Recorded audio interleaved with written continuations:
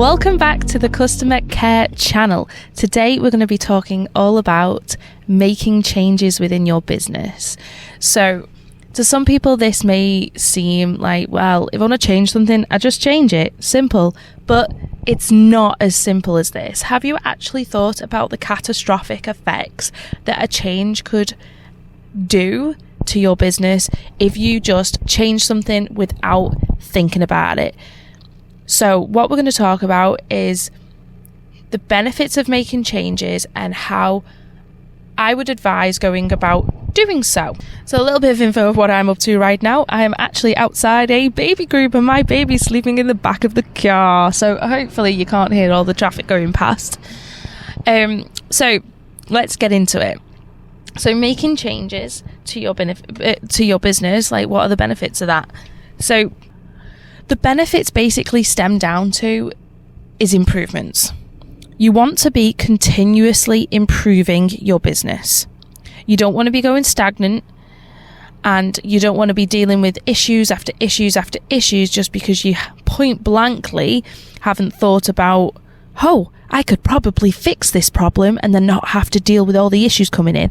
And yes, it might be a big piece of work to do. However, in the long run, you're not having to do all these workarounds daily and not having to answer all these messages from your customers telling you that this isn't working on your website, or I've just received this email and it doesn't quite make sense.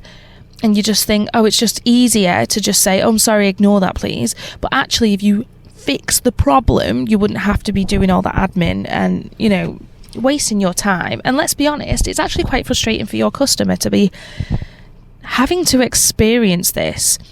And even down to if it's your staff members, just them having to experience this. So the benefits come from having that mindset of continuously improving your business will get you to the point of where you are really succeeding as a business. If you don't have that as a culture within, sorry, there's people walking past, I hope you didn't hear them. Yeah, so having them as having a culture of continuous improvement is definitely something that I would put at the forefront of everything that you do, because if you're not improving, what are you doing? You're just going backwards. That's how I see it. So that's the first thing basically you need to make sure your staff are on board as well. So when you're interviewing people, you need to be thinking, is this someone that agrees that that improvements are important? You want someone that's passionate about improving things and someone that's using their initiative all the time. Because if you've got those kind of people working for you, you will always have fantastic ideas coming to light and you'll always have your issues being fixed without even thinking about your issues. They'll be coming forward to you and saying, hey, I've noticed this is a problem. Can we do this? And this is where the conversations happen and turn into, well, how are we actually going to do that? And when are we actually going to do that? So within this conversation, so what I will actually do is I will put in the show notes kind of like a template that you could use so you can properly manage your changes. And the reason I'm saying this is because who's got time to create these forms? So what I'll do is I'll create that for you and you can just download it and you can use it, and especially if you're just getting started. So what you need to do is you need to, if you have a form where you give your change a number. And the reason I'm saying this is because in the future, you're going to be doing this all the time. You're going to be looking at what you can improve and you're going to be documenting what the change is going to be, and you're going to be scheduling when that change is going to happen and managing the change from the start to finish. You're then going to have a title for your change, so you know what it is, simple as. And you're going to give your change a status of whether it's in a draft, whether it's ready, whether it's complete, and a state of whether it is a minor change, I suppose like a medium change, an urgent change, a emergency change. So you can basically categorize, if you've got multiple changes happening, what's going to go first. What is your priority? So obviously I will have this in the form for you, so you can just simply download it, but I'm just going to go through it as if you were creating your own. So after that, you've basically give yourself a kind of a small description of what the change is going to be about. So now we're going to get into the nitty gritty. So what is this change? So you need to do a little summary of the description of the change. So the change is going to be, I'm going to change the frequency of my emails because the customers are receiving this certain email at the wrong time, and it's confusing them, which is causing customers to email us and additional admin work for us to respond. So that's kind of like the overview of what the change is going to be. We're now going to look at what is the detailed version of that change. So the detailed version of that change is step by step. How are you going to fix this problem? So I'd literally put step 1, log into blah blah. Step 2, change the frequency of this email. Step 3, and it's specifically how you're going to do that, to the point of where if you are off on the day, for example, that the change is going to be implemented, someone else could literally pick it up and carry on, and they're not thinking, well, what did Sandra mean by this? She's put this line, but I have no idea where it is. It's supposed to be so specific to the point of where someone, if you just pluck them out of an audience, could implement the change for you. So that's going to be step by step how, and if you really want to go into detail, when that's going to happen. You could even go down to like at 11 o'clock I'm going to do this, at 11:05 I'm going to do this. And to be honest, this is only required if the industry that you're in is very hostile and the change that you are doing is quite a major change that you need that type of control. If you don't need as much control, I wouldn't go down the minute by minute. I would just say step 1, step 2, step 3. So you can obviously make that decision. I'd then look at whether you can take a backup of whatever it is that you are changing. So the reason we look at backups is obviously, what if it all goes wrong? And you may be thinking, well, I can just recreate it. It might not be as simple as that. And if you can take a backup beforehand, why waste your time and effort recreating what you've broken when you can literally just take a backup and then re-roll out the backup?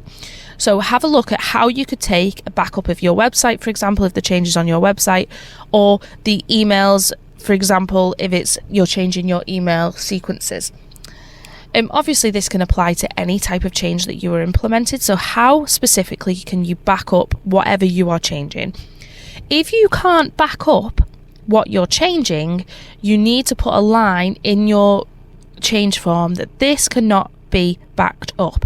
And the reason I'm saying this is that you are recognizing that this is not something that can be easily replaced, and it will require time and effort to fix the problem. So then what we need to do is we actually need to test out the steps that we've put in the change. So this step by step, what you're going to do, has anybody tested out that this actually works? That is the first thing as a change manager that I would ask. Have you physically gone in and tested this change? And mostly people go, no, I haven't, I've not had time. Well, it's not good enough. Go in. Maybe you've got a test environment, go and test out exactly step by step how the change is going to go, exactly how you're going to do it, so you can see exactly what the finished result is. There's just someone walking past and staring at me because I've got a microphone. Anyway, so I'm sat in my car with a microphone. So next, you've tested out your change. what is the evidence that you have actually tested the change out? And yes, you need to put some evidence. You need to say, I went through steps 1 to 11 from start to finish, no hiccups, and this is the result of what happened. You may even put, I actually had an issue at step 4 and this is what happened, therefore I'm now updating the change, and you go and update what the steps are. If you do that, you will need to retest all the steps again. Yes, I know this takes time, but what we're doing is we're protecting the impact on your business. Well, we're reducing the impact on your business and we're reducing the impact on your customers. So go through it again. It might only take 20 minutes. Just take that time to reevaluate what is actually happening. So obviously, once you've done all this, this is obviously a simple kind of change form. You can add in questions that apply to your business and what you feel is necessary. But this is just a simple change form that I'm taking you through. So once you've done that, what I would advise you to do, and obviously this is if you've got a team. If you've not got a team and it's just you, don't worry about it, but you've obviously done all the steps that you can do. You need to consider when you're going to do this change. So is it going to be on a Wednesday at 10 o'clock at night because you're free? Well, I understand why you would choose that, but it might also be worth looking at your analytics for example, if the changes on your website. Look at the analytics and look at when is the quietest time on your website. When is it that there's like less than 100 people on your website? If obviously this is if your traffic's in the thousands.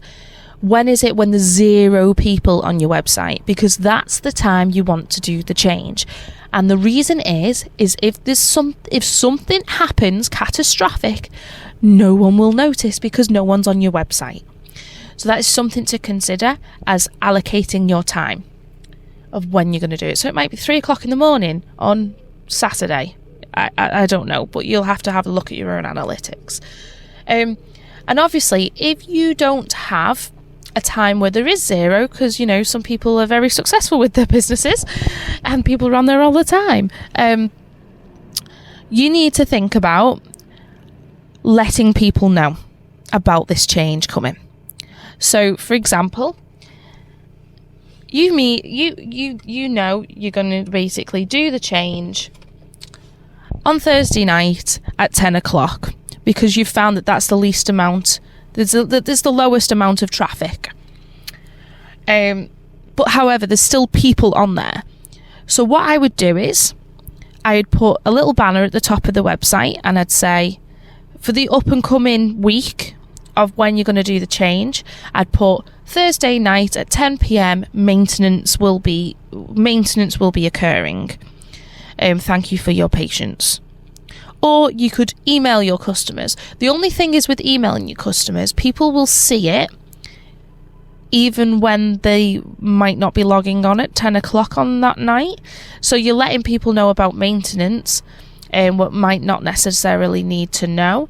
There's the other side of it though, of where they could read it as, oh, they're improving the website. Oh, I'll have a look after on Friday morning, see what's going on, and actually encourage people to come. So that's your decision of how you write that email.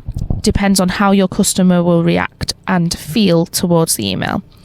If you don't want to email your customers, I'd do like a little banner or maybe even a pop-up on your website to say maintenance is coming, thank you for your patience, check us out on Friday morning, something along the lines of that.